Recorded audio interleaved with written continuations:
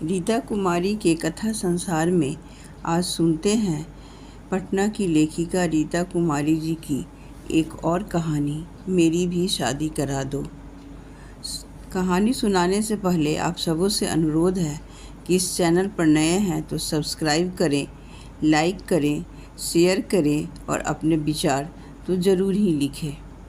तो चलिए सुनते हैं लेखिका रीता कुमारी जी की एक और कहानी, मेरी भी शादी करा दो। जब से करुणा की शादी तय हुई थी, सबसे ज़्यादा खुशी उसकी छोटी बहन कुमुद को ही हो रही थी। शादी के महीने भर पहले से ही उसकी तैयारी शुरू हो गई थी। सभी प्रमुख रस्मों के लिए उसने अलग अलग ड्रेस तैयार करवाए थे। उस पर मैचिंग ज्वेलरी, चप्पल, मेकअप आदि। उसकी तैयारी देख बड़ी भाभी अक्सर चुटकी लेती, ऐसा न हो कुमुद, इस मंडप में कोई तुम्हें ही ब्याह कर ले जाए। शादी के दिन तो दुल्हन से ज़्यादा कुमुद ही मंच से लेकर मंडप तक छाई हुई थी। रंग रूप ही नहीं, अपने आकर्षक व्यक्तित्व और आधुनिक ढंग के मैचिंग कपड़े गहने उसके व्यक्तित्व को एक अलग ही आयाम दे रहे थे। वह अपनी 6-7 सहेलियों और बहनों के साथ मिलकर घर के बड़ों के हर काम में मदद तो कर ही रही थी। बारात लगने के बाद वह बर पक्ष से आए मंचलों को भी चून चून कर सुनाने और चुहलबाजी करने का भी मोर्चा संभाले हुए थी। बीच बीच में ढोल के थाप पर चल रहे नाच गाने में भी शामिल हो रही थी। परंपरागत सिद्धांतों को मानने और उस पर चलने वाले उसके परिवार में बस शादी ब्याह के मौके पर ही लड़कियों को थोड़ी बहुत आज़ादी मिलती थी, जिसका सब लड़कियां भरपूर फ़ायदा उठा रही थीं। इन सब के बीच वर पक्ष का एक दुबला पतला, काफ़ी लंबे कद का, सांवला सा, साधारण चेहरे मोहरे वाले लड़के की आंखें लगातार कुमुद का पीछा कर रही थीं, जिसे भांपने में उसकी छोटी बहन काव्या को ज़्यादा देर नहीं लगी, लेकिन उस पर कुमुद का ध्यान अभी तक नहीं गया था। काव्या बोली, दी, आपने ध्यान दिया? एक जिराफ जैसे लंबे कद और लंबे गर्दन वाले लड़के की नज़र आप पर ही लगी हुई है। कुमुद बिना कोई विशेष ध्यान दिए बोली, देखने दे, बेचारा लड़कियों को देखने ही तो आया है। मौका मिलेगा तो ऐसा सुनाऊंगी कि उसकी बोलती बंद हो जाएगी। जल्दी कुमुद को मौका भी मिल गया, जब उसके होने वाले जीजा जी मयंक जी ने पत्नी को पहचानने वाली रस्म में करुणा के बदले घूंघट में छिपी कुमुद पर अपना रुमाल डाल दिया। उनकी इस गलती पर लड़कियां वर की सज़ा तय करने लगी। क्या करवाया जाए इनसे? कोई गाना गाने के लिए बोला जाए, या डांस करने के लिए, या न्योता दिया जाए, या फिर किसी की नकल करवाई जाए। तभी वह जिराफ जैसा लड़का आगे बढ़कर बोला, मेरे भैया हारे नहीं हैं जो आप सब सज़ा तय करने में जुट गई हैं। उन्होंने तो अपने लिए करुणा भाभी को पहले से ही पसंद किया हुआ है। अभी तो उन्होंने मेरे लिए लड़की पसंद की है। आप लोग बस उससे मेरी शादी करवा दो, जिस पर मेरे भैया ने रुमाल डाला है। उसका इतना बोलना था कि लड़कियों की भीड़ की तरफ से जुमले उछलने लगे। मान न मान मैं तेरा मेहमान, ये मुँह मसूर की दाल, लंगूर के गले में मोतियों की माला, जा गंगा में मुँह धोकर आ।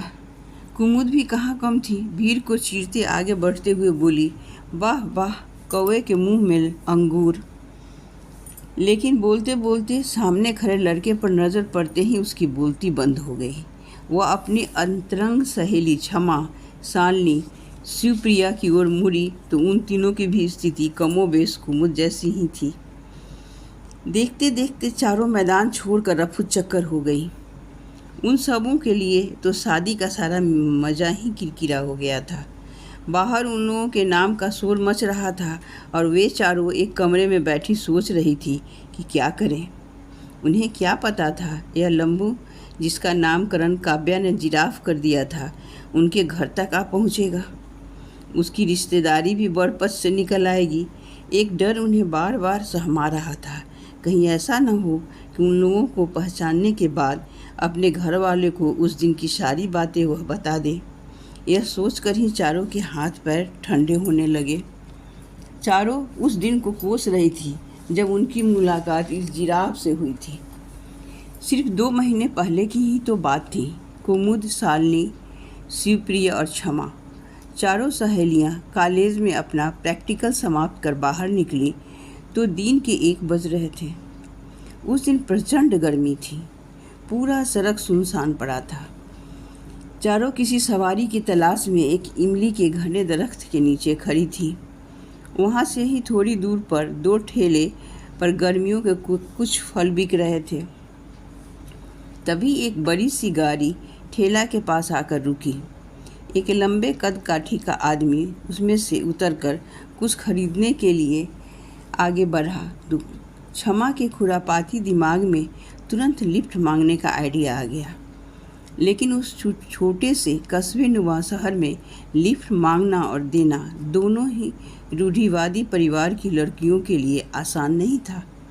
मगर कोई परिचित उन्हें इस तरह लिफ्ट लेते देख लेता तो चारों परेशानी में पड़ सकती थी। उनकी बातों से क्षमा तुनक पड़ी। तुम लोग भी गजब की लड़कियां हो। इस तेज गर्मी में भला कौन हमें लिफ्ट लेते देखेगा। मोड़ तक भी हमें छोड़ देगा तो वहाँ से हम आसानी से रिक्शा में लेकर अपने घर चले जाएंगे। उसकी सारी बातें ठीक थी, फिर भी एक अनजानी आशंका से कुमुद का मन घबरा रहा था। कुमुद को नर्वस देखकर क्षमा धीरे से बोली, क्यों नर्वस हो रही हो? कौन सा हमारा जान पहचान वाला या रिश्तेदार है? शक्ल से ज़रूरत से कुछ ज़्यादा ही शरीफ लगता है। वैसे भी अगर जनाब ने ज़रा सा भी 6-5 करने की कोशिश की तो मेरा जूडो कराटे सीखना किस दिन काम आएगा। अपनी बात समाप्त कर क्षमा बड़ी अदा से लिफ्ट लेने के लिए उस लंबू को इशारा कर दिया। उसे अपने आप को सुपर वूमन और सबसे ज़्यादा आधुनिक जो साबित करना था, न चाहते हुए भी उन लोगों के साथ कुमुद को भी कार में बैठना ही पड़ा। कुछ दूर जाने पर वह पूछा, आप लोग ने बताया नहीं कि आप लोगों को कहाँ जाना है? जाना तो हमें हनुमान नगर के मोड़ तक है, पर अपनी सुविधा के अनुसार आप हमें कहीं भी उतार सकते हैं। रास्ते में आइसक्रीम की दुकान पर नज़र पड़ते ही क्षमा यथासंभव अपनी आवाज़ में माधुर्य घोलते हुए बोली, सुनिए, मेरी एक सहेली की गर्मी से चक्कर आ रहा है। क्या आप हम लोगों के लिए आइसक्रीम ला देंगे? उसका इशारा कुमुद की तरफ था। बोलने के साथ ही वह अपना पर्स टटोलने लगी, पर वह पैसा लेने के लिए रुका नहीं। उतरकर आइसक्रीम लाने चला गया। थोड़ी देर में चारों के लिए आइसक्रीम ले आया। क्षमा आइसक्रीम लेते हुए बोली, कितने पैसे हुए? रहने दीजिए, पैसे मैंने दे दिए हैं। थैंक यू, पर यह ठीक नहीं है, पैसे तो आपको लेने ही होंगे। क्षमा के 2 बार बोलने पर भी उसने पैसे नहीं लिए। वह चुपचाप गाड़ी चलाता उन लोगों के बताए स्थान पर उन सबों को उतार कर चला गया। क्षमा उन तीनों की तरफ गर्व से देखते हुए बोली, इतनी गर्मी में हम सब इतने आराम से घर पहुंच ही न गए, मुफ्त की आइसक्रीम भी खाई, फिर भी मुझे दाद देने के बदले तुम तीनों मुंह लटकाए क्यों खड़ी हो? वे सभी अपने अपने घर की तरफ चल दी। एक अनजान भय और अपराध का बोझ उन्हें बेचैन किए हुए था। आज के आधुनिक युग में लिफ्ट लेना कोई बड़ी बात नहीं है, पर कस्बे नुमा शहर के लिए यह एक अपराध ही था। कई दिनों तक कुमुद का मन सशंकित रहा कि छोटी छोटी बातों पर भी वह चौंक उठती, पर समय के साथ वह इस घटना को पूरी तरह भूल गई थी। आज एक बार फिर वह परेशान हो उठी थी। तभी क्षमा पूरे जोश से बोली, चलो सब मंडप में, यहाँ बैठकर शादी का मजाक किरकिरा मत करो, जो होगा उसका सामना किया जाएगा। जहाँ तक मैं सोचती हूँ वह वैसा कुछ भी नहीं करेगा जिससे हमें थोड़ी परेशानी हो जाए। क्षमा के पहल करने पर चारों सहेलियों का डर गायब हो गया। वे सब मिलकर धमाल करने के लिए फिर से मंडप में आ गईं। वैसे भी वह जिराफ के चेहरे जैसा लड़का था खड़ा एक साइड में, और उस दिन की घटना भी शायद उसे याद नहीं थी। काव्या ने उसका नाम ऐसा जिराफ रखा, किसी नाम से लड़कियों के बीच में मशहूर हो गया। वह भी बारातियों के तरफ से मोर्चा संभाले हुए था। शादी के बाद जब करुणा पग फेरे के लिए लौट कर आई, कुमुद उनसे जिराफ का परिचय जानने के लिए बेहाल थी, लेकिन शादी के फ़ोटो में उसे देखकर वह इतना ही बता पाई कि वह उनके देवर का दोस्त था और बिहार प्रशासनिक सेवा में कार्य करता था, पर चाहकर भी उसका नाम उन्हें याद नहीं आ रहा था।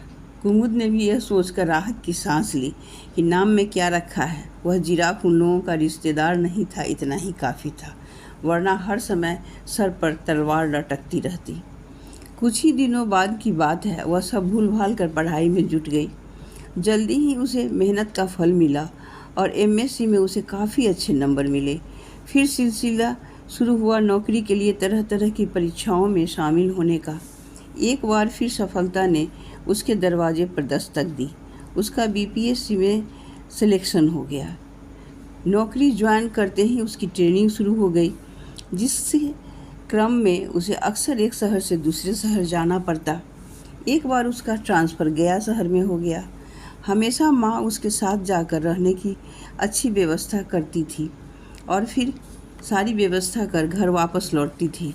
लेकिन उन दिनों एक तो माँ की तबीयत खराब थी, उस पर दीदी भी जीजाजी और बच्चों के साथ आई हुई थी।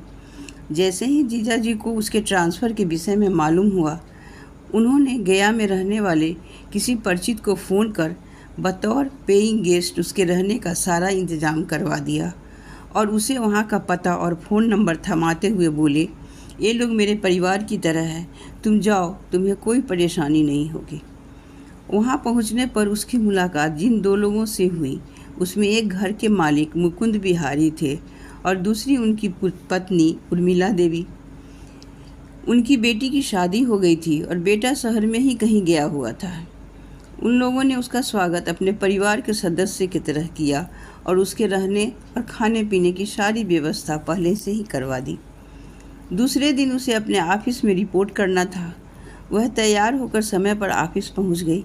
किसी विपुल बिहारी को उसे रिपोर्ट करना था। जैसे ही वह उनके केबिन में पहुंची, सामने की सीट पर बैठे व्यक्ति को देखकर ऐसे चौंकी मानो अचानक ही उसके सामने फन उठाए कोई सांप आ गया हो। उसके सामने वही जाना पहचाना व्यक्ति बैठा था जिसे कभी उन लोगों ने जिराफ नाम दिया था। उसे इस तरह चौंकते देखकर वह मुस्कुराते हुए बोला, आइए मिस कुमुद सिन्हा, आपका इस ऑफिस में स्वागत है। मेरे साथ ही आपको ट्रेनिंग लेनी है। अब तक वह भी थोड़ा संभल गई थी। कुर्सी खींचकर उसके सामने बैठते हुए बोली, कोई निरप हुए हमें क्या हानि। कुमुद के बोलने के साथ ही दोनों हंस पड़े। तभी वहाँ एक अर्दली एक ट्रे रख गया। ट्रे से निकाल कर एक आइसक्रीम का कप उसकी तरफ बढ़ाते हुए विपुल बोला, आज बहुत गर्मी थी तो मैंने सोचा कहीं आपको चक्कर वक्कर न आ जाए, इसलिए पहले ही से आपके लिए आइसक्रीम मंगवा रखी थी। अब तक कुमुद का संकोच पूरी तरह दूर हो गया था। वह इत्मीनान से आइसक्रीम खाने में जुट गई। फिर काम की दूसरी बातें होने लगी। दोपहर में दोनों ने साथ साथ लंच किया। शाम को जब कुमुद घर लौटने के लिए उठी, विपुल भी साथ उठते हुए बोला, चलिए आपको आपके घर तक छोड़ दूँ। कुमुद उसके साथ होली। देखते देखते ही कुमुद द्वारा बताए गए आधे अधूरे पते से ही उसने उसे उसके ठिकाने तक पहुंचा दिया। कुमुद से विदा लेने के बदले उसके साथ पीछे पीछे ड्राइंग रूम तक आकर सोफे पर बैठ गया। तभी उर्मिला देवी वहां आ गई। उन्हें देखते ही बोली, तुम दोनों आ गए, मैं अभी चाय भिजवाती हूँ। एक बार फिर चौंकने की बारी कुमुद की थी। उसके हाव भाव से कुमुद को समझने में देर नहीं लगी कि विपुल ही इन लोगों का बेटा है। वह धीरे से बोली, पहले क्यों नहीं बताया कि यह आपका घर है? फिर इतना अच्छा सरप्राइज आपको कैसे मिलता? दूसरे दिन दोनों साथ ही ऑफिस के लिए निकले। रास्ते में कुमुद बोली, आप लोग मेरा इतना ख्याल रख रहे हैं, मेरी समझ में नहीं आ रहा है कि आप लोगों को कैसे धन्यवाद दूं। बस आप इतना कीजिए कि मेरी शादी करवा दीजिए।